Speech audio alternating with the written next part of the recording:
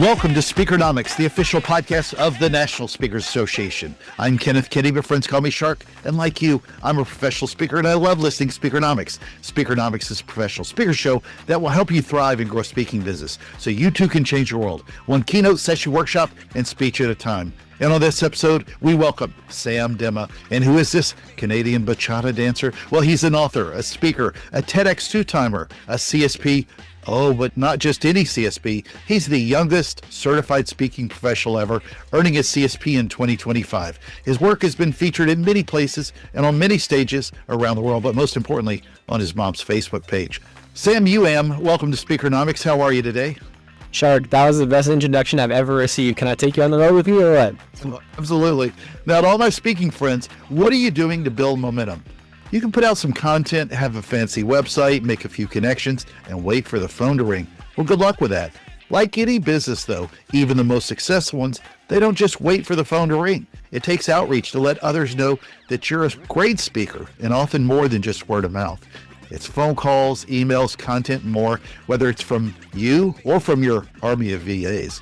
After all, how many businesses open up a storefront and just wait for customers to come? Most of those are businesses that are closing soon. Then what kind of outreach works to drive sales and is effective to help people want to book you once, twice, or even 700 plus times like our speaker today? The question is then, what's your sales playbook to help you score many more bookings to speak? And before we jump in, make sure to go to Speakernomics.com. That's where you can find the tips, insights, and knowledge to help you become a better speaker, build a better business, and get paid to speak. Sam, let's dive in. So break apart a little bit your market that you serve. You're doing a lot of the youth market, and you've landed a lot of gigs at a very young age. The speaking market I serve, or we serve, we have a small team of 3 people, is the education space. My heart is with helping and supporting young people and the people that support them. So all of our events are with students and or staff and parents.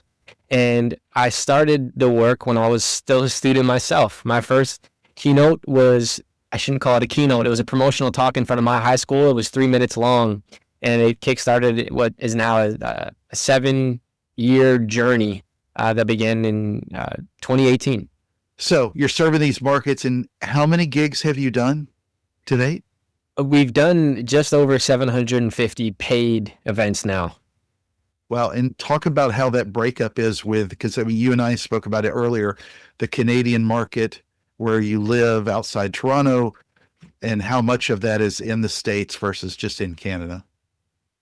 One of my mentors told me you have to boil a pot of water before you can try boiling an ocean. Meaning serve one specific market to the best of your ability and use that heat to then spread to other markets or get other people curious about what that hot thing is that's going on over there in that small space. So I started by serving the province in which I lived, which is Ontario, and it slowly grew across Canada. And then I had to acquire an E1 visa to be able to serve schools and education institutions in the States.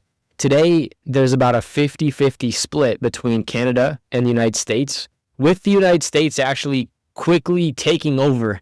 I'm doing a lot more work over the border now. The market itself is about 60% high schools, 40% college and university, with a handful of corporate events that are purely through word of mouth, but I am not marketing toward the corporate market at all. And unless it's a really good fit and they see the value in what I'm sharing, I'll hand it off to a friend. And how have you seen over that 7-year period? Because like any, the market, the high schools really and the colleges, there's some that are going out of business, but yeah, for the most part, it's a little more stable environment to some degree, except that a lot of the budgets have shifted. So talk about what you've seen occur over the last 7 years with how the markets have really changed from a financial standpoint as well. The things that clients value get booked. That's the thing that I've kept front and center, top of mind throughout my entire career. And it's because I had a conversation with a gentleman named Tom Stoyan, also known as Canada's sales coach. And he's Hall of Fame CSP as well. And he is actually responsible for kickstarting the CAPS Association, the Canadian Association of Professional Speakers, with a couple buddies back in the day. And I'd bring challenges to him, and I'd say, Tom, they told me they don't have a budget. And he would always say, Sam, it's never a budget issue. It's always a value issue.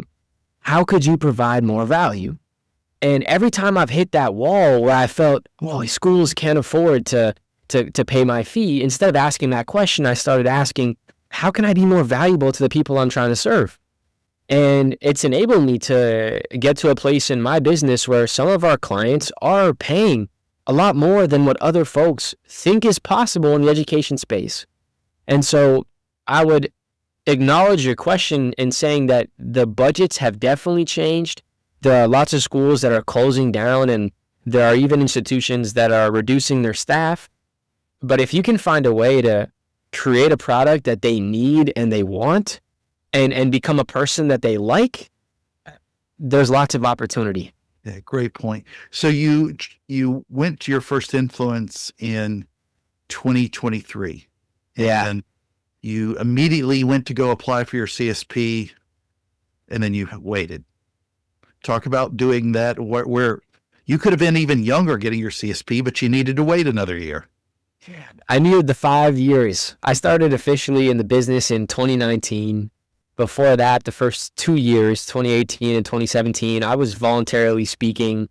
I did the most popular circuit on the planet, the Rotary Club circuit. That's where I got my initial start doing free speeches and practicing material. The CSP process was greatly influenced by a few of my colleagues at CAPS who kept saying, Sam, you could inspire so many people if you decide to do this now because you're a young guy. It's worthwhile. It's worthwhile, especially in the industry. And so I started the paperwork. And I think for people listening to this who aspire to finish or complete that paperwork and work towards earning the CSP, there's a few things that I would keep top of mind. Number one, success leaves clues. Don't be afraid to reach out to the other CSPs who've already earned them and ask questions. But more importantly, to build a business that will allow you to earn the CSP. Sometimes I think we put too much focus on awards and recognition without recognizing that they are a byproduct of excellence. I said this to a friend recently. We don't eat food because we want to use the bathroom. Like, using the bathroom is just a byproduct of eating food. Well, earning a CSP or a Hall of Fame or CAVIT, these are byproducts of being excellent at what we do on stage. And so hire a coach. Hire someone who can help you grow a business that is worth earning some of these awards. So success leaves clues. Talk to those who can help you. Number two, track your important metrics. Keep a spreadsheet. If you haven't already started, keep a spreadsheet of number of calls booked, number of calls closed, number of proposals sent. Just tracking the basic metrics in a business are so important, but so overlooked. It'll help you find leverage and figure out where to add more energy and maybe defer or delegate things that aren't working or even delete them. And then the third thing I would say is make sure you practice. Like any profession, doing a good job takes practice. And I feel there's been times in my career where I was only practicing when I had a paid engagement coming up. But there is no professional athlete on this planet that only practices the day before their game. They practice all year long, so when they show up on game day, they deliver, not just deliver, but over-deliver. And I think earning a CSP requires the same amount of intention as being a professional athlete. Well, I'm not sure that the bathroom analogy will be in their marketing material. However, that was a very good save on the back end of the value and great lessons there. So talk about your outreach, because I think I told you that I had heard you once talk about your outreach. You've to get to these 700 gigs, you spent a lot of time with outreach and really focusing on how to connect with people. So let people know how you went about finding the people, finding the gigs, finding and connecting with each one of them. You and I talked very briefly before recording this and agreed that one of the biggest challenges most speakers face, whether they want to share it or not, is not enough bookings. And the first 3 to 4 years of my career, that was the big problem I was facing myself. And I found great inspiration from Jim Rohn, who used to be an NSA member. I didn't know about that at the time. He's passed away now, but he's one of my greatest influences. And he had this YouTube video about 3 steps to sales success. And the first one was shake more hands, talk to more people. And then you mentioned to me that was Dr. Willie Jolly's strategy as well, you know? And he's Hall of Fame, Cavett Award winner, and he's still saying, shake more hands and talk to more people. And when no one knows who you are, the most important thing you can do with your time is have conversations with potential clients. I realized that around year 2 and year 3, but I found that everyone was reaching out to prospects the exact same way. They were sending emails or they were sending them stuff in the mail, and people's inboxes and mailboxes are crowded with the same speaker one sheets and marketing materials that everybody else is choosing to send. And I was very fortunate that I had a mentor named Chris who said, Sam, when they zig, you want to zag. You want to show up in a different way. And he introduced me to this tool called Vidyard. It's a video email tool that allows you to embed a video email within your emails. And I started filming 30 to 40 videos a day with a whiteboard, and I'd write the person's first name on it, and I'd hold it up in the first 3 to 4 seconds of my video email. And I would pitch myself in these videos. And the goal was to try and get people on a Zoom call. And people would think, oh, I had a new strategy. It's brilliant. I'm going to use it. And within the next 2 weeks, I'm going to book speeches. No, like it's a long game. I spent an entire year filming over 1,000 videos, and I ended up with 30 low paying gigs that year, but it taught me something really important, that there are levers in our businesses that if we learn about and push, a result occurs. And I think that video email is one of those things. Yeah, I think it's fascinating because as I was telling you too, I've got a friend that I heard say not that long ago that they had a great speech. They weren't getting booked enough. They just knew that once people came to see them, that they were going to see how great they were on stage. And I've heard that conversation 1,000 times. And I come from a performance marketing and sales background. So for me, we were never, especially in the Fortune 200 that I was working with over the years, nobody was waiting on the phone to ring. And so I think part of that comes with some humility or just some really good VAs, is that you gotta generate a little noise to get the phone to ring. So do you do that still today and to keep that momentum going? Because there's one thing telling everybody you've gotten 750 gigs over time, and then there's what happens to a lot of people is they get a little bit lazy. I think that there are two main problems in the speaking business. The first is not enough leads, and the second is not a solid enough customer journey or sales process that turns those leads into potential clients. And so if you're blessed to not have the lead problem, then you can just focus on sales. But if you have both, the conversation of generating new leads is most important. If you have no leads, it doesn't matter how good of a salesperson you are. And so for me, we have invested so much time and energy in the outreach. To answer your question, I still do 5 daily opens. That's what I call them. Sometimes it's video emails. Sometimes it's sending people messages on social media. But these days, we've actually diverted a lot of our time, attention, and focus into social media. So we, as a company, put out 2 videos a day across every single social platform. And our last 20 bookings have come from videos we've shared online. And about a year ago, that whole concept would be foreign to me. And I would have told you were crazy if you told me that was a possibility. But I had a mentor who told me, Sam, every single goal you have sits on the other side of expanded reach and reputation. And if you can find a way to reach more people and build a strong reputation, all the other goals will take care of themselves.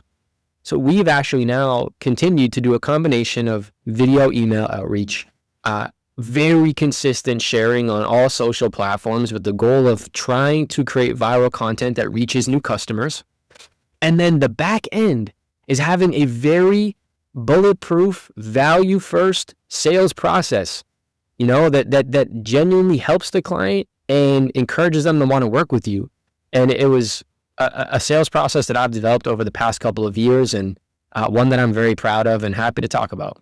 Well, so before we get to that part, I want to ask you on the videos that you're doing for social, are you doing them, because I know we've connected and chatted through Instagram, but are you doing them, you said, are you doing them on LinkedIn as well? Or are you doing it, do you have a specific goal where most of them are LinkedIn and most of them are on Instagram, or are they all across the board and you're posting the same ones everywhere? Kind of walk through, at least from a channel standpoint, what you're talking about, because obviously meeting planners in the corporate world, maybe they look more on a LinkedIn, for example, versus meeting planner for a high school or college. You may look more on Instagram or TikTok. What a fascinating experience we've had with social media over the past 2 months. So I had, and I share these numbers just to be open and give people the full scope of what's happening in the back end of our business to be helpful. Across all platforms, back May 1st, 2025, we had about 18,000 followers in total. And followers is a vanity metric. It doesn't turn into business opportunities. You should never buy followers, like all that stuff. Don't waste your time. But if you can organically grow an audience, unique things happen on the back end. So we went from 18,000 across all platforms to just under 400,000.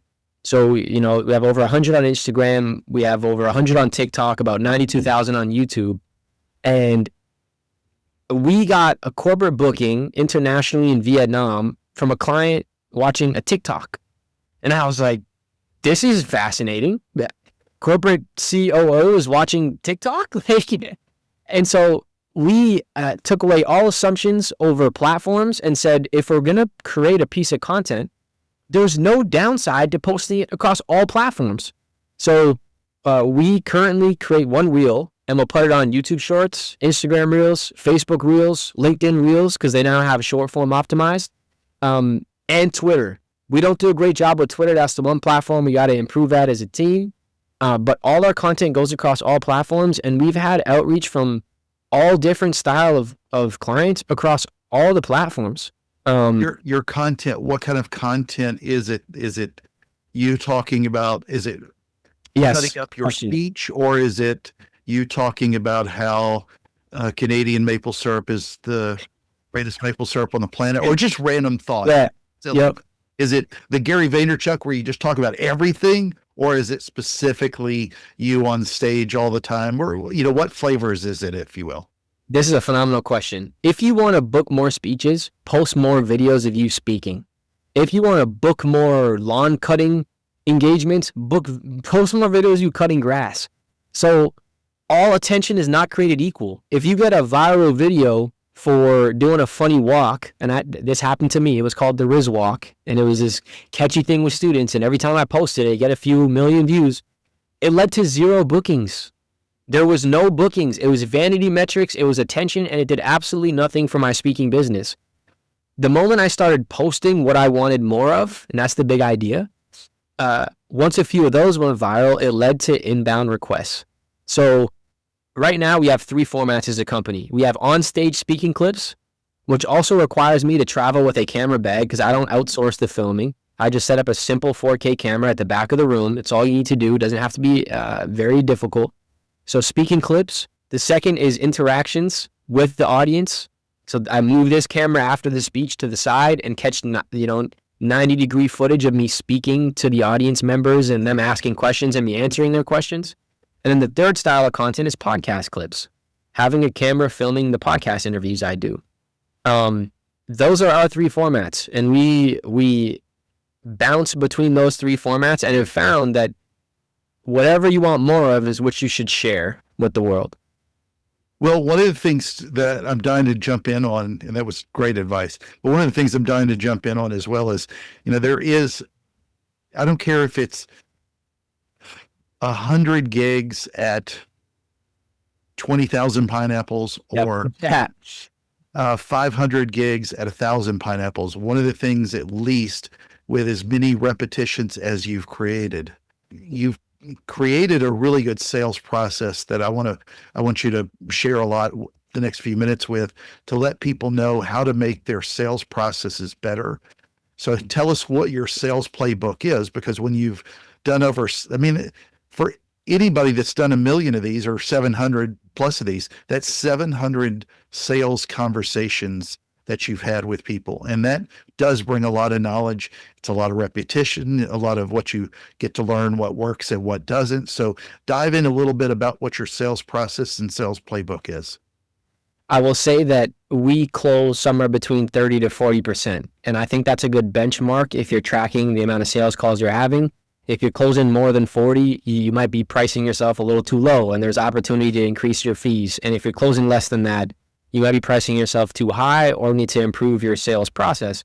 But if we use that math, that means 30% has been what I've booked. There's another 70% I didn't book. So we've done a couple thousand sales conversations and we record all of them.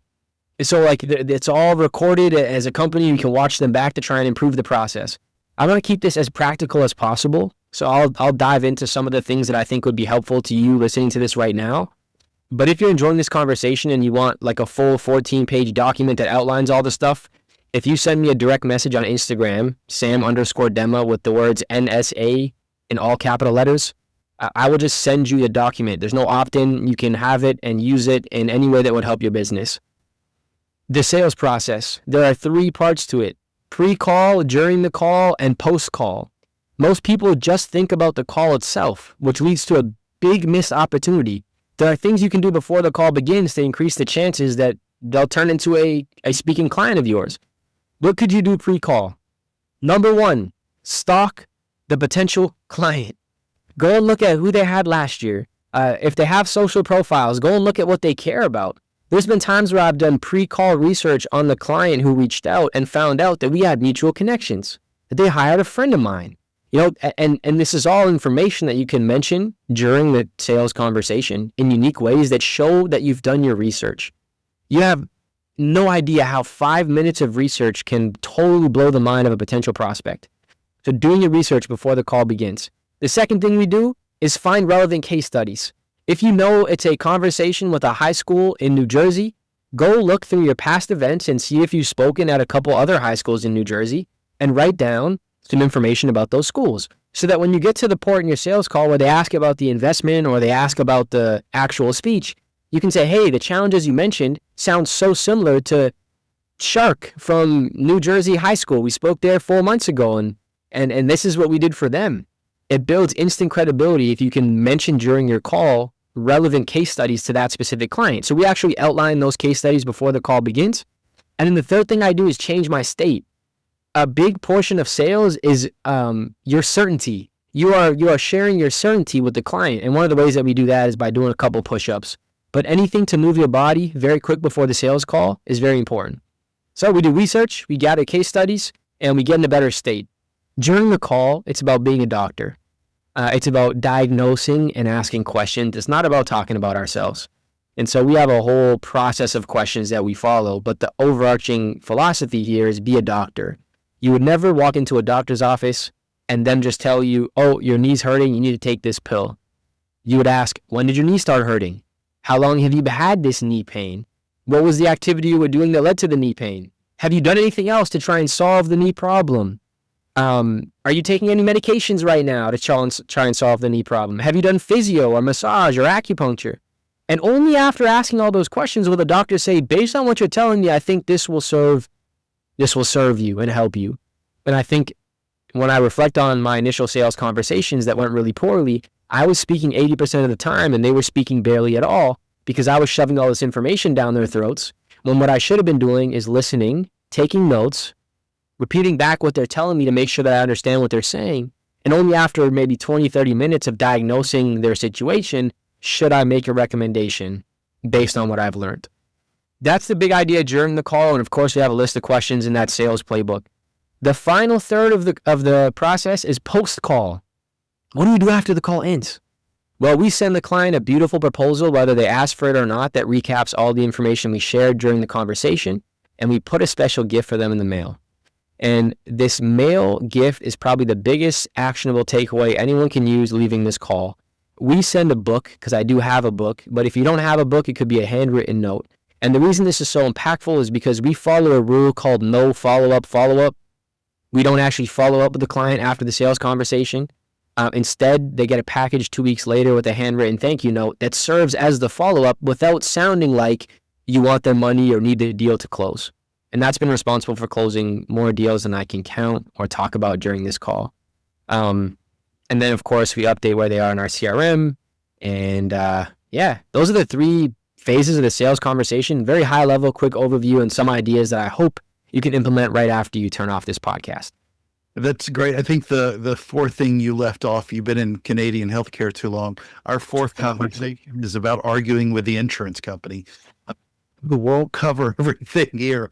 So that was great. And I would encourage everybody, because I did reach out to Sam a while back and he sent me the sales playbook. It's definitely worth taking a look. So a question I want to ask you comes from a previous guest. What's a moment in your life when a no, N-O, turned into a new opportunity? Oh man, what a question. There was a speaker that I wanted to interview on my first podcast. When I began speaking, I started a show called The High Performing Student, and it was aimed at helping young people work on their personal development. And there was a keynote speaker and author named Dr. Ivan Joseph. He's very famous for speaking on goal setting and self-development. And I wanted to interview him because he's from Toronto. And I reached out to him and his assistant, who happened to be his partner at the time. And she kindly got back to me and said, no, we're not interested. Dr. Ivan is very busy right now. We can't make time for this. In some areas in life, no means no. And we're mature enough to know what those things are. And when we get told no, we walk away. But when it comes to business or a goal or a personal dream you have, no is almost always an opportunity to get more creative. And so I went back from that email string and I built a web page on my website that was samdemma.com/Dr. Ivan Joseph. The page is no longer there because we changed website hosting and some pages got deleted. But I have a screenshot of it. So if anyone wants to see it, they can send me a message and I'll actually show you the image. But I put a picture of Dr. Ivan Joseph on it. I put a description of what the podcast would be about. I put a thumbnail we'd use to promote it on YouTube. So we created all these assets, even though he said no. And then I reached back out to him and his partner, the assistant, with a video email explaining why I thought it would be beneficial for him and his company to be on our show that was reaching, thousands of young people at the time. And I shared in the video that I also built this webpage just to show them how excited I am about doing this and how serious I was about promoting it. And they must have watched the thing 10 or 15 times because the video software we use shows you how many views it's had. And they responded back right away. Mind's blown, and I ended up recording the podcast, and the episode's still out there if you search his name and my name side by side. But that was a very unique situation where no turned into something more than just a rejection. Yeah, it's fantastic. I still marvel about the videos you send to meeting planners and like that when you did to Ivan Joseph, who I've seen speak before. He's great. It's amazing how many people will create videos for people just to scream about on social media, but they don't take the time to do it, to make them personalized to meeting planners, event professionals, or just people you want to connect with, like even for a podcast. I've been doing that for years. I don't do as you commented about, I don't do nearly enough stuff on social, but I've used Vidyard and Loom and Bonjoro and several of them before. I love all those platforms to do it. So what is a question that you would like to ask a future guest on Speakernomics? I just finished reading a book called 10X is Easier Than 2X by Dan Sullivan. And the concept is that if you shoot for a 10X goal, something 10X bigger than where you are right now, it forces you to change 80% of what you're doing on your calendar, because doing more of what you've done is not going to get you 10 times what you're currently getting. It might get you 2 times or at most 3 times before you burn out. And so my question with that framework in mind is for the next guest, what is something you could be doing to 10X your results, but you're not because you're scared of letting go of what's already on your calendar? Great. That's fantastic. All right. Well, let's do a quick recap then based on Sam's fantastic Canadian advice. Number 1, serve the audience you serve well. Boil the pot of water before you try to boil the ocean. He started local in Canada in his market and worked to dominate that area before expanding. And to do that, understand that the market, remember his quote, to serve your clients, because this works well in almost any economy, the things that clients value get booked. They'll find a way. Number 2, CSPs are a great resource to help you grow your business. Success leaves clues. It's not just the award. Talk to those that can help you measure what matters and practice your craft. Number 3, so many people admit to me all the time about not having enough gigs. Don't just do outreach though. Reach out in a different way. Sam used Vidyard to film a lot of videos and send that content to meeting planners and event professionals to get to calls. He filmed 1,000+ videos to get 30+ gigs his first year. But don't get lazy. He still does 5 daily opens and a lot more social media content with 2 videos a day, video, email, outreach, social content, and a sales process to button it up. And his video is speaking clips, interacting with the audience, and podcast clips. Number 4, use the sales volume you have, track your close metrics, and think pre-call, during the call, and post-call. Use all 3 to increase the chances. Research your client and who they had before. Shows them that you've done the research. Find relevant case studies where something you've done applies to them. Change your state of energy. Get in a better state. Get the energy ready for that conversation. Then diagnose like a doctor. With post-call, Sam and his team send a beautiful proposal with a special gift in the mail. He sends a book, a note, or something like that just to let them know their connection and a relationship go forward. And number 5, I love this because he brought up the end. No is just an opportunity to be more creative. That's fantastic. Sam, I'm looking forward to seeing you again at another Influencer Thrive. Any last closing thoughts before we speak ourselves off this stage? Shark, you're phenomenal at what you do. I'm so grateful for the opportunity to share and serve, and I can't wait to cross paths again. Absolutely. Well, friends, make sure to join us, and thank you. Friends, make sure to join us at Speakernomics.com and let your voice be heard. I'm Kenneth Shark Kinney, your host of the National Speakers Association's podcast, Speakernomics, and this has been another fantastic episode of the show. Thank you, Sam, for your service to NSA and for lending your voice to the show. And to everyone listening, thank you for the privilege of your time. And remember, Speakernomics is a podcast where you'll learn to speak, get paid, repeat.